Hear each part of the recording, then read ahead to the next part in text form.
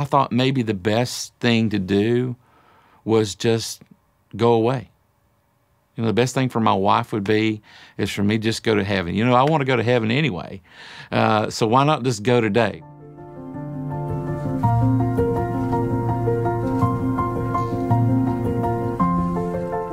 I started ministry really in my 20s, truly surrendered to the Lord. Sean and Michelle had a heart for ministry and enthusiastically served in the church. But after 17 years of ministry, the daily grind began taking a toll on their lives.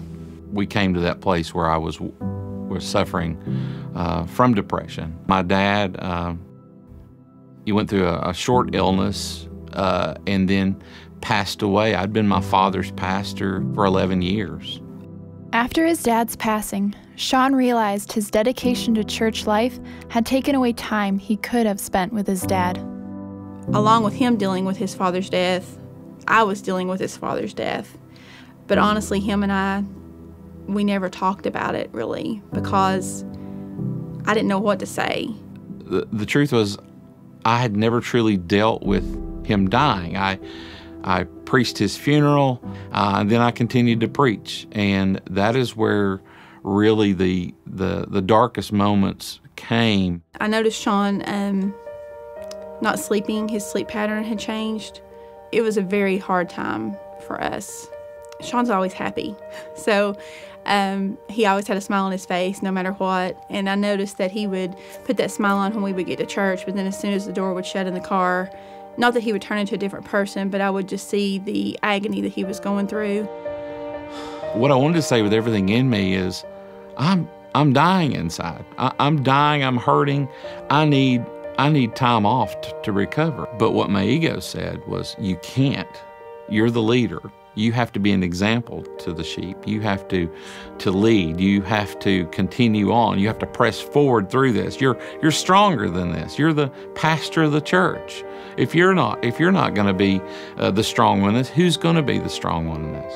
And it really took a person that I deeply loved. He came to me and said, I think you're done here. I just didn't have any words. I didn't have anything to say. I called my chairman of my deacons and I said, look, I gotta figure out what I'm gonna do. I don't know that I can do this anymore. I had pretty much came to the end of my rope and thought, you know, he needs to go get a job. I mean, I really thought this is what we need to do. We need to give up our church. He needs to go get a job, and we need to just take a break for a little while, and then maybe God would figure out what we need to do. During this season, Donna, another pastor's wife who knew firsthand the struggles of ministry, reached out to Michelle as a friend. For me, the biggest thing that helped me get past was meeting another pastor's wife in our area that agreed to meet with me and talk to me and help me through some of the situations that she had been through, which helped me overcome some of the things that we were going through. Michelle had developed a friendship with Donna, and she called her and said, would you just pray for my husband? I guess an hour, maybe 30 minutes, an hour had went by, and she texted back and she said, I'm going to call you. Pick up the phone. And so I did. I picked up the phone, and on the other end was Donna, and she said, if you can get to the lodge, there's help there for you. And so I was very hopeful. I went in to Sean and I said, we need to pack because we need to be at the lodge on Monday morning.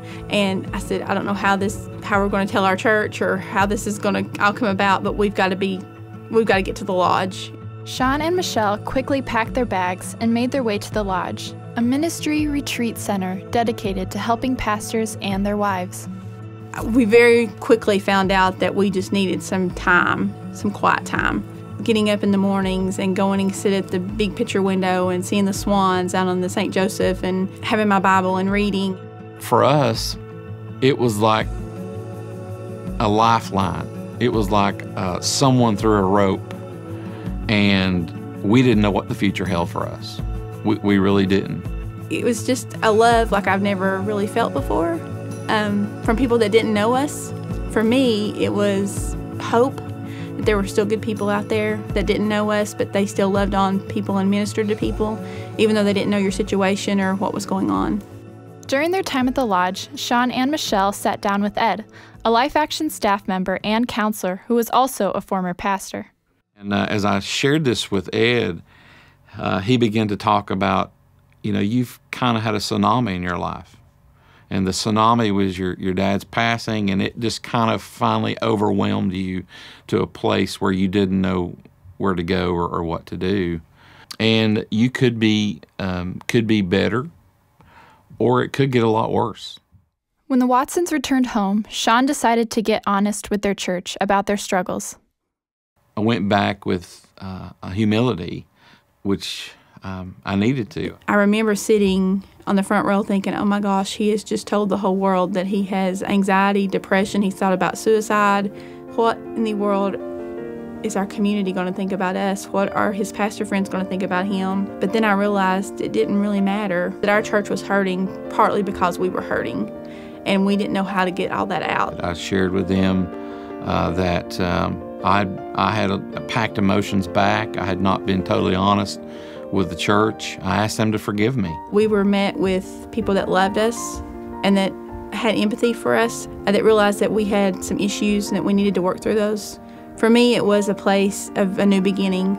And this was a building up point. I would like to say I came to the lodge and everything was perfect when I went back, but it was a process of breaking the walls down in my life and breaking the walls down of ego and pride. I have regrets. I have regrets of putting ministry before my family. It doesn't matter if you think I'm the hardest working pastor in the community. It matters what God thinks and what God knows about my life. Ministry's ugly at times. It's beautiful, but it's ugly at times. And God can take the broken and make it beautiful. And that's basically what He's done with our story. When it comes to a point where you just say, God, help me,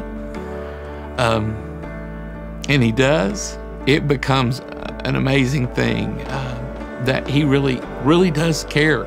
He really did hear our prayer. He really did answer our prayer. And He has a plan for us. He has a plan for our life. And we must surrender to His will and not our own. And this is the hardest fight in ministry, and men and women, is, Lord, let your will be done, not mine.